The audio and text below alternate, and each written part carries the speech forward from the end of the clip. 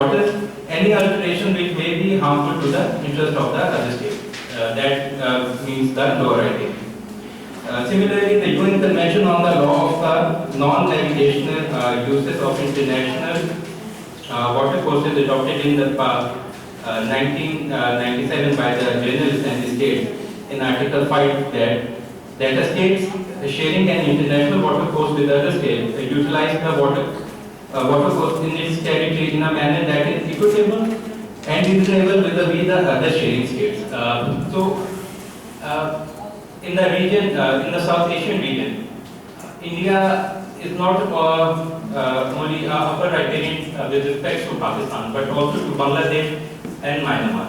So, in the term of regional stability, the termination of a treaty or the blocking of water would set a bad precedent, which would be detrimental for not only the states but region, as it is home to more than 2 billion people, and as the vast majority of the economy of these states is agricultural based, and these waters are necessary for the state survival. As we have already noted that India and Pakistan have gone to the brink of nuclear war over much comparatively much smaller issues such as terrorist attacks. So when an upper riparian would block the waters that are a serious threat to the survival of a nation, it is inevitable that there will be hostility. So, as my colleagues have also already pointed out, that the Baghliar Dam issue, which was resolved by a neutral expert, is an example of how it has evolved with the passage of time. The dispute was regarding the design of the dam, where Pakistan objected that gated spillways were in the violation of the Indus Water Treaty. So, although Pakistan lost that case, but it still accepted the decision that was made by the neutral expert, and which stated that gated spillways do not constitute non-run of the river dam, and that it had more to do with the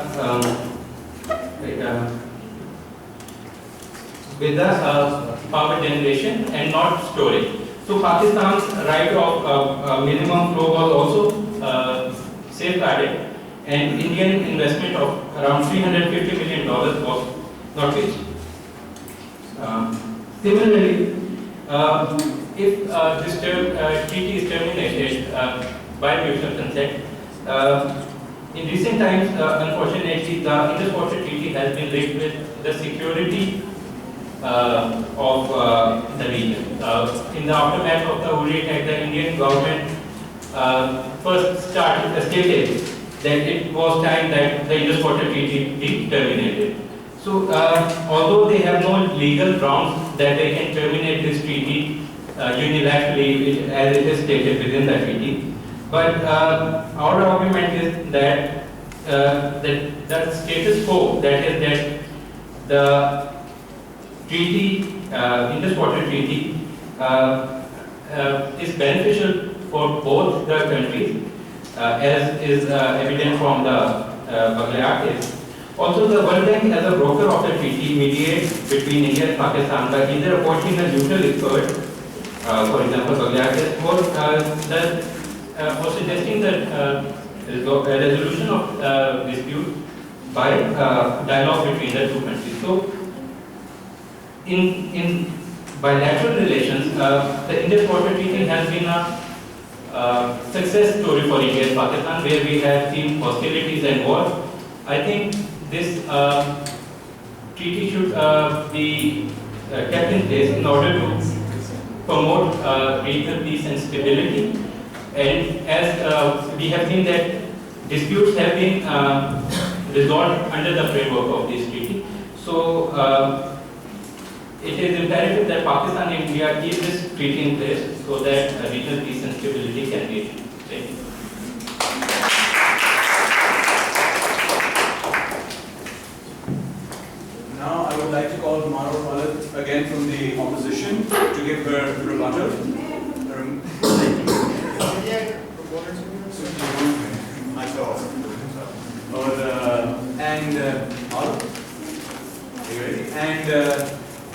Remember, no new arguments can be introduced. So you're just going to rebut points made by Sarthak.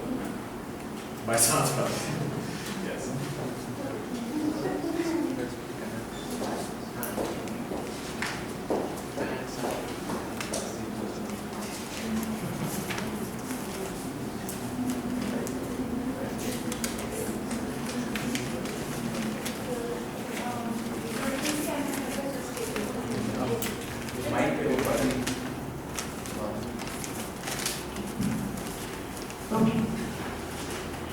Okay, Your Excellency, as my fellow has just stated that the treaty should be terminated. Well, as I've already listed that there is no need of terminating the treaty, as the treaty protects the rights of both India and Pakistan. Moreover, to address the issues such as Pakistan is wasting water by not constructing the dams, etc., we can, this is a domestic issue, so we can build more than. It's a very friendly debate.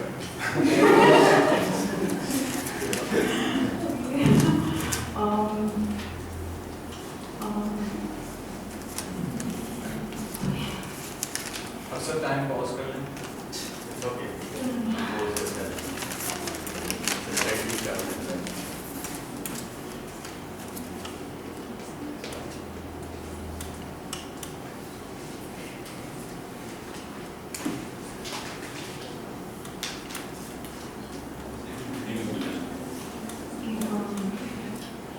Furthermore, that the issue Pakistan is not constructing more dams and it is wasting water.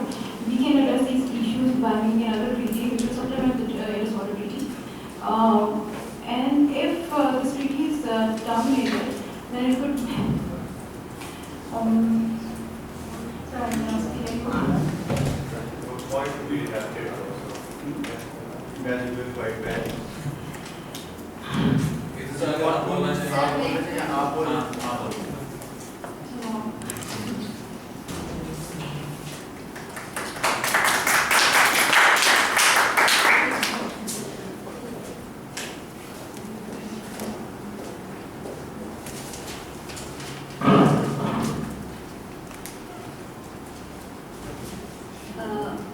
As they said that it should be terminated because it does not discuss the different climatical changes or geographical challenges that we face. According to Article 62 of Vienna Convention, it is stated that the fundamental change of circumstances which will occur with regard to those existing at the time of the conclusion of the treaty and which were not foreseen by the parties may not be invoked as a ground for terminating and withdrawing from the treaty. And as they have already said that Pakistan and India are both the nuclear powers,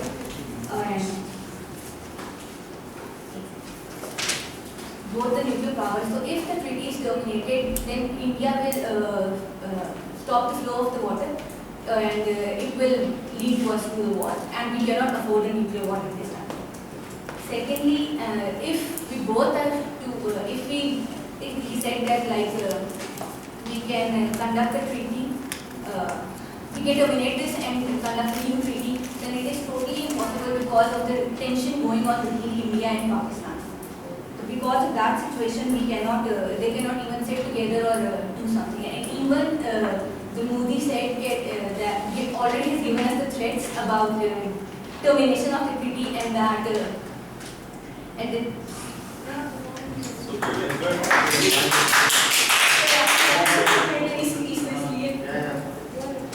Your arguments are completely valid. By the way, one can speak in English or Urdu. There is no need to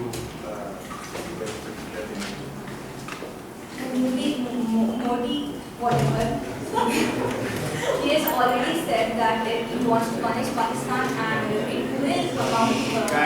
And the ministers of Indian Foreign Ministry and even the advisory to the Prime Minister already said that if we want to punish Pakistan, then it will give a collateral impact on the development of India's east and northern east states. And as India is if India will definitely stop the flow of the water Pakistan if the treaty is terminated, then it will also amount to the violation of the Article 2(4) of the United Nations Charter, as it is a threat of or a use of force. And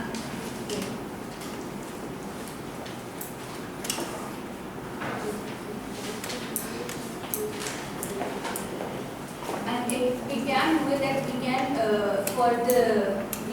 there's a Article 12(3) of IWD is that from time to time this treaty can be modified by a newly ratified.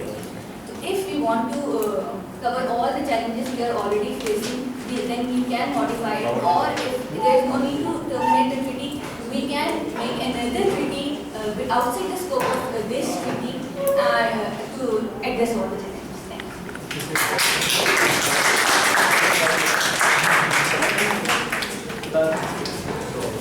Now I would like to call Jurelia Sajid, final speaker.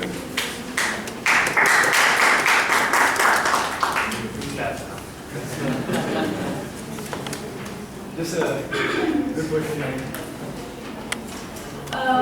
Assalamualaikum. My name is Julia Sajid and I'm the third speaker for the rebuttal session. So as the opponent team, they have pointed out certain issues such as they were continuously talking about the responsibilities of Upper Riparian, the issues about the dam construction, and they also point out that we have no legal ground for revoking the treaty. So I think it would be better if we focus upon that why India wants to revoke this treaty. What are the issues, what are the certain features that are causing hindrance and we want to revoke this treaty. So we see that the treaty is outdated because there are certain issues. It does not talk about the water management, does not talk about the dam construction, does not talk about even the population, because we see from 1961 to 2000, in 1961 to 2016, the population has tripled for 3 times. At that moment, the population was only 485 million, and now it is about 1.5 billion. So how can you imagine that that treaty would still prevail? Another issue that they were continuously talking about the responsibilities of Upper Riparian, that India needs to be more generous, more understanding, looking about the more current features. So I would like to mention that India is known for their land generosity, and they are. And I would like to give certain examples that the acceptance of Burmese sovereignty. I'm not introducing a new point. I'm just giving some statistics. The acceptance of Burmese sovereignty over the Nepal back in 1953. This is an example of land generosity. Then the surrender of the British inherited extraterritorial rights in Tibet in 1954. The giving back of strategic Hajipir Pass to Pakistan after 1971 war. And moreover, if you talk about the responsibilities of Upper Riparian, Pakistan wants rights without thinking about the responsibilities and obligations. If you want this treaty to be served, you need to keep a certain balance between your responsibilities and between your rights. And there is this unmatched scale of water division because Pakistan is getting 80% of the water while India is getting 19%. Now, if we compare this unmatched scale of water division with other treaties around the world, for example, the Israeli-Jordanian peace treaty, they are only giving 85 million cubic meters yearly to the Lower Riparian. And how much India has been giving? 167 billion cubic meters annually. And if we talk about the US and Mexico water pact, they are only giving 1.85 billion cubic meters annually. So you can say that there is unmatched scale of water division. The first point. Another thing they were continuously talking about the legal grounds. Can this treaty be revoked unilaterally? Yes and no, but there are two different circumstances. If we want to, we are not saying that we are revoking this treaty currently because some fundamental circumstances has occurred. Our point is that maybe in future certain fundamental changes may occur, such as drying of a river, such as a drastic climate change, or even an earthquake which completely changes the water flow. Then at that particular moment, we will revoke the treaty because the life of the state is much important rather than just being sticking to your promises. We are not saying that currently we are facing some fundamental circumstantial changes. We are saying in future we might face, and at that moment we will revoke a treaty. So it is better to terminate the old treaty, create a new one which covers all the substantial lacking, all the lacunas, all the gray areas, and provide a particular solution for all the issues. So in future, we may not be sitting and waiting for the in humanitarian aid that come and assist us. That is not the thing. So other issues, they were talking about recording use of the dam construction too. So you tell me the solution when your treaty is, our treaty, when it's not talking about how many dams should be constructed. So why you are blaming us? It is just like you have an orange garden and you are asking your neighbors to eat as many oranges as you want. So it's upon them if they want to eat one orange or if they want to fill up their sacks with 100 of oranges. So if you want to not face this issue, it is better for Pakistanis to come up with a solution of the number of the dam construction.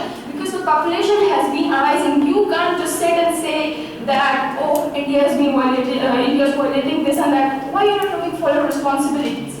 So, other things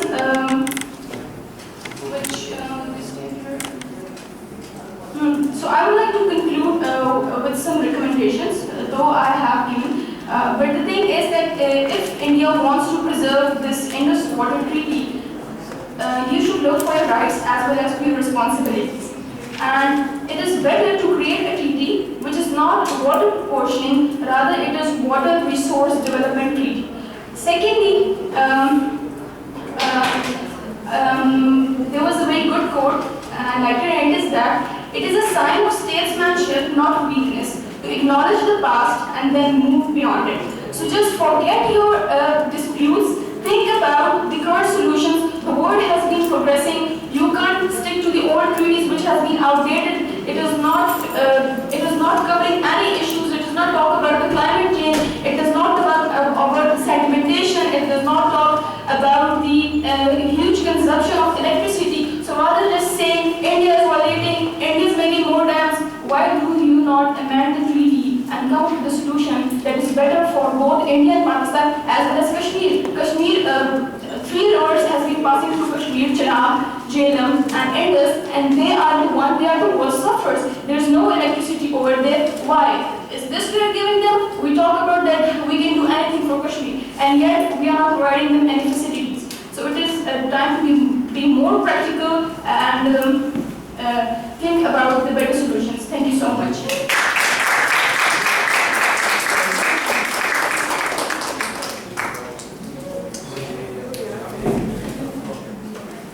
Guys, thank you for that lively debate. Quite impressed by the quality of the arguments. काफी अच्छा था.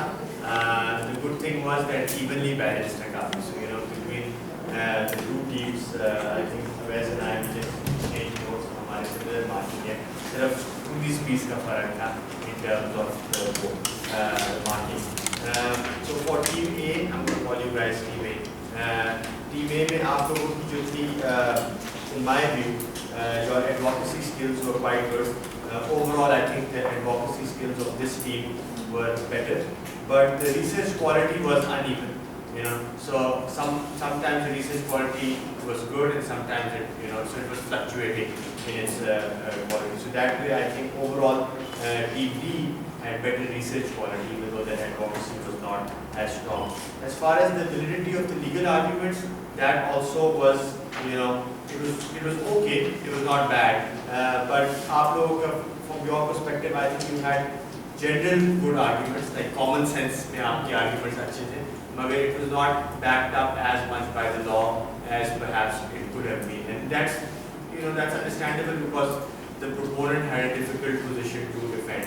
In this water treaty, ये सिर्फ मोदी राज के नीचे ये बात चल रही है of termination. Even the Indians don't want. Most sensible Indians also don't want to terminate. So that's why it's difficult to find good legal arguments. But I think overall, in my assessment, team B slightly was better overall in terms because their legal arguments were slightly strong. So that in my view is Yeah, just a very brief comments. This isn't my area of specialization, but generally the international law that was discussed, it was good. I was happy to see that given the time constraints that you guys had, this was the quality was great all the back. There is one or two issues that I want to raise. One was relating to when you're referring to international law. Specifically try to refer to say, a treaty provision or to the customary international law provision or something along those lines. Saying generally that it exists, yes, it does exist, and it may exist, there's no issue there. But it always strengthens your argument, and you can have a basis for it, an ICJ decision or something along these lines. So be as specific as you can there. There was very little between the two teams. Just by 1 mark, I'm awarding it to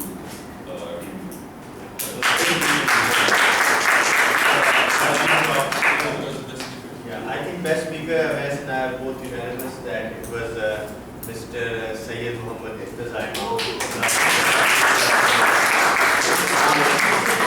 After legal arguments were the strongest amongst all the all the 6 people who participated. But overall, great job, guys. Great job. We have just going to wait for a minute आपका certificate print हो रहा है. The survey IITE है ये I मैंने वो correct कर दिया. Very good. So we will then we just wait until we get this certificate, and then after that we break for Burma and lunch. So we went slightly late, so I think we'll start the next debate at 2 o'clock instead of 1:45. I think it sounds good. Let's just wait until we don't have to